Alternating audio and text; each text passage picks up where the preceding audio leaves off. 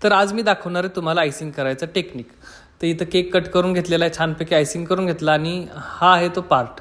जर आपला बेस कडक असेल किंवा आपल्याला माहिती की हा आयसिंगमध्ये कवर नाही होणार, तर हा असा कात्रीने कट करून घ्यायचा, जेणेकरून केकचं फिनिशिंग खूप छान येतं. तुम्हाला इथे व्हिडिओमध्ये दिसेलच. तर इथं मी मस्तपैकी केक व्हाईट क्रीमने पूर्ण कवर करून घेतलेला आहे. फिनिशिंग तुम्हाला दिसत असेल.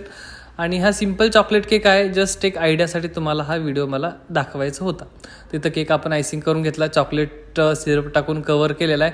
आणि ही एक डिझाईन आहे, तुम्हाला माहीतच असेल, खूप सोपी आणि सिम्पल आहे, पण दिसायला पण तेवढीच ॲक्टिव्ह दिसते. तर ते आपण करून घेतलं. रेड कलरचे रोज काढलेत नोझल्सने, ते पण आपण छानपैकी केकवर अरेंज केलेले आहेत.